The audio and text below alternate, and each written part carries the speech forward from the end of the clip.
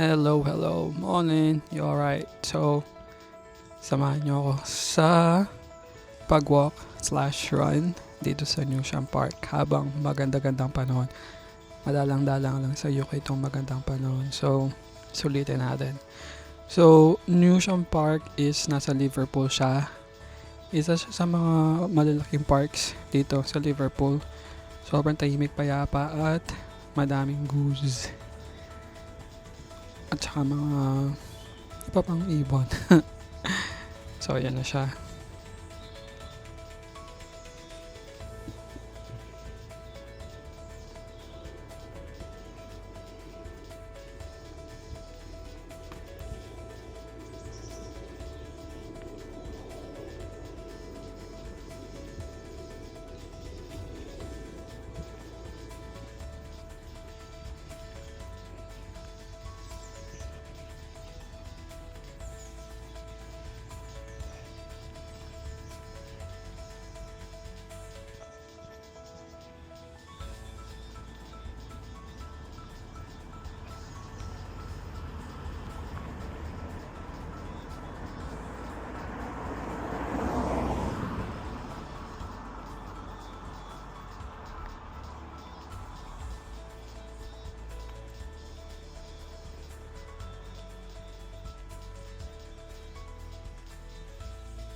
Right, so yung nakikita nyo sa left side na yan, mukha siyang Harry Potter, di ba? Pero parang abandoned na yan. Isa siya medical center or GP, surgery center, but I think abandoned na siya kasi nakapadlock yan. And pag chinek mo siya, online, closed siya. So, ang ganda niya sa tignan sa labas, pero medyo mukhang creepy siya kasi nga inabandon na siya. So, GP Center parang mga doctors nandyan. Hindi siya hospital pero pwede kang magpa-check ng bloods, general health, mga ganon. Sila yung mga unang kontakan ng mga tao pag medyo feeling ano ka na poorly. So, ayan siya. Tapos, usually, pag di kaya ng mga GP, nire-refer nila sa hospital or sa mga specialist or mga ganun. So, yun siya. So, Sunday morning pala to. So, kaya medyo tahimik, walang tao.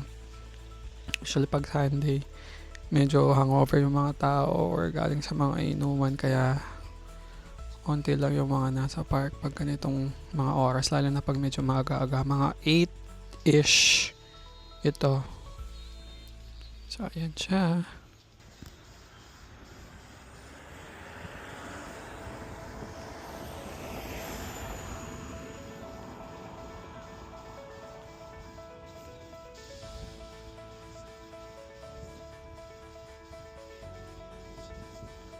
So, ito yung sa right side, isa to sa mga parang lake ba? Mga man-made naman siya. So, I think dalawa yung mga ganyan dito sa New Sham Park. So, ayun yung mga ducks, mga goose. So, I'm not sure kung mga goose ba or ducks pag-aari ng queen or wala na palang queen, king, bale. So, pag mamay-ari lahat yan ng royal family. So, bawal silang hulihin or lutuin or something. Kaya sobrang dami nila dyan.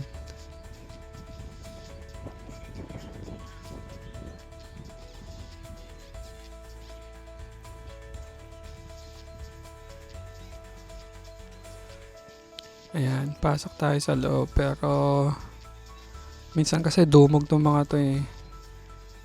Ayan sila.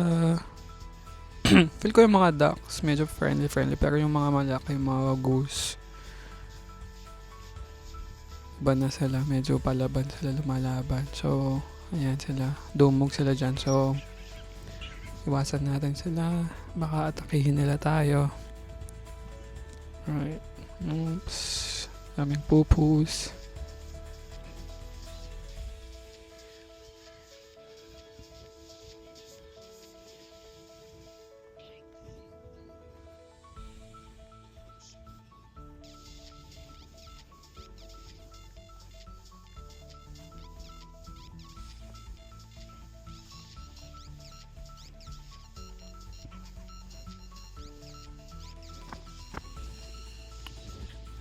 And so, skate park yung medyo nasa right. Hindi ko alam kung nakuha siya. Meron pa rin ang mga nagja-jogging tsaka walking pag ganitong oras. Kasi, yun nga maganda ang panahon. Rarely, madalang-dalang lang yung ganitong panahon. Feel ko buong week ganito siya. So, yung mga tao either nasa park, nasa mga beach, or ayun lang.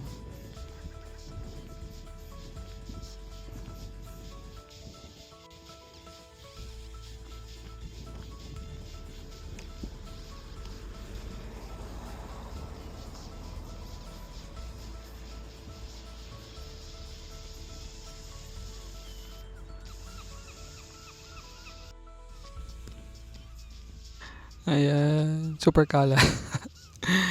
Feel ko yung mga ibon talaga. Kinalkal nila yung mga basuran kaya ang kalat. So, most mga parks sa UK, meron silang mga playground, tsaka workout area, which is wala masyadong gumagamit. I don't think so. Pero sa Stanley Park, yung malapit sa akin na park, usually punuan yung mga playgrounds nila dyan. Ewan ko dito. Pero yung mga workout area, feel ko dapat ngayon yung time para kasi mainit at maganda pa no, pero rarely lang din ako nakakita na may mga gumagamit sa mga yan. Pero yun nga, halos lahat ng mga parks sa UK may mga workout area.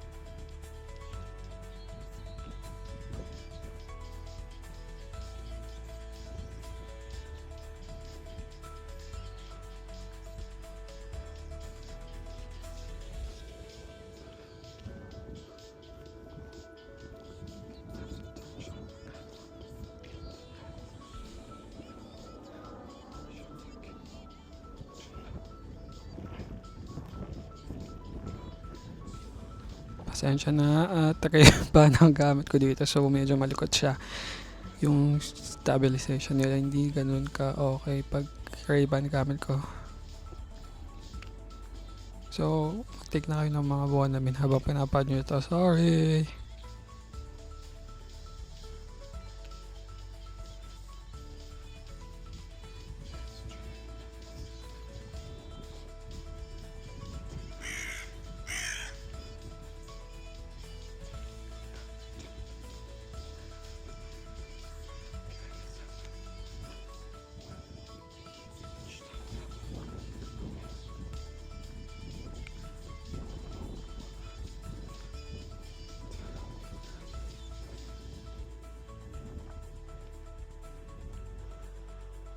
Ayan siya oh.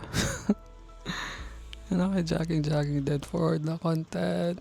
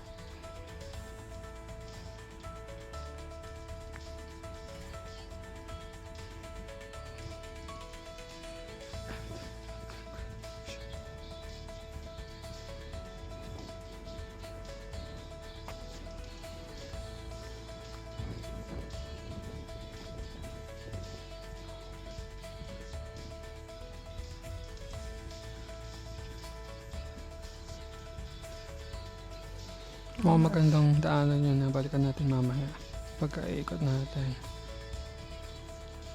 So, medyo pa nasa parang outskirts na ng park to kasi may mga bahay-bahay na to sa gilid tsaka highway na yun.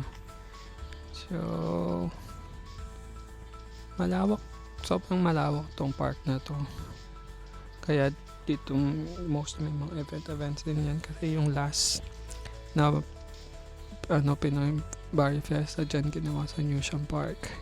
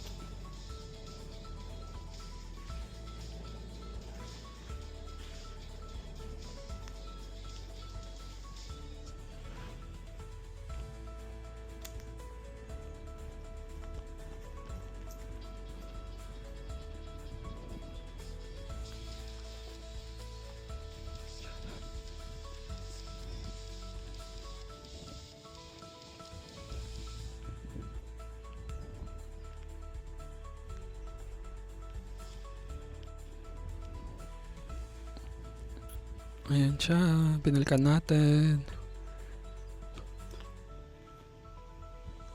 So, parang scene ito sa series teleserye eh.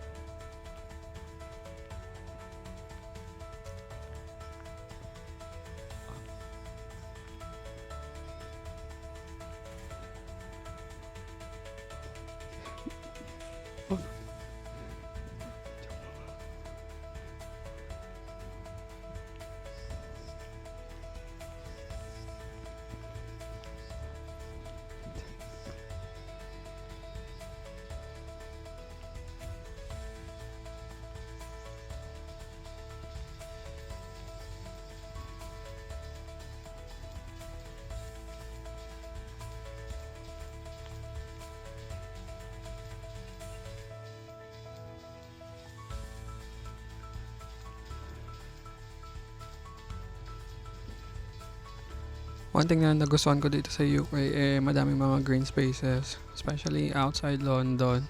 London meron din naman mga parks, and especially yung mga parks na to free. So, kung na-stress ka na sa city or sa mga, mga buildings and all, gusto mo lang ng break or huminga at maglakad. So, yun, madaming mga parks dito at open areas, green areas sa UK.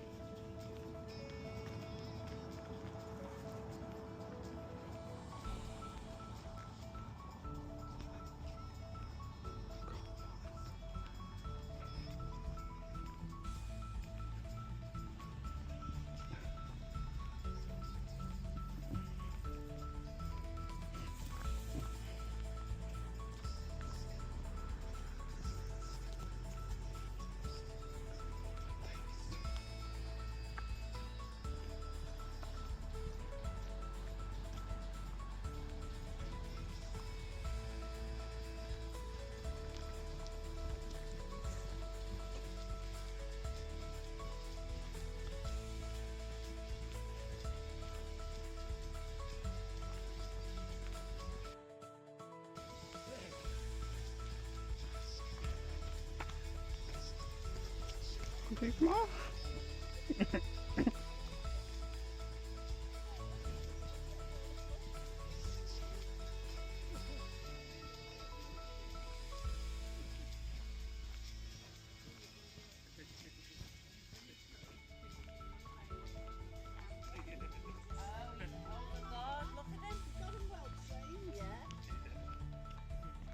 Naubay sa me biscuit na run off.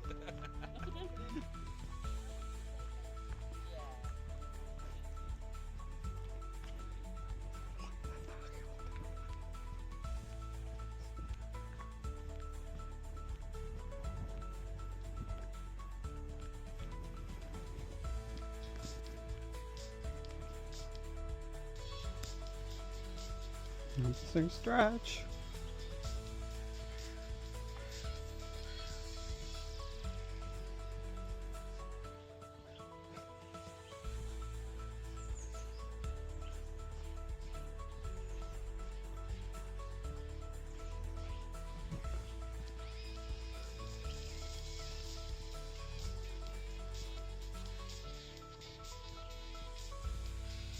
So, ayang mga red na yan, parang stretch area yan. So, may display dyan kung anong gagawin mo and kung paano siya gagawin. So, ayan, pabalik na tayo. Ayan ulit yung abandon GP surgery center. Medyo scary talaga siya. So, ayan na, pabalik na tayo. So, ito yung pa-exit na ulit tayo sa Newsham Park. And thank you all sa panonood. Please subscribe. Please like and comment down below kung anong mga parks na napunta nyo dito sa UK and ano yung mga suggestion nyo na parks na pwedeng puntahan. See you all soon. Bye!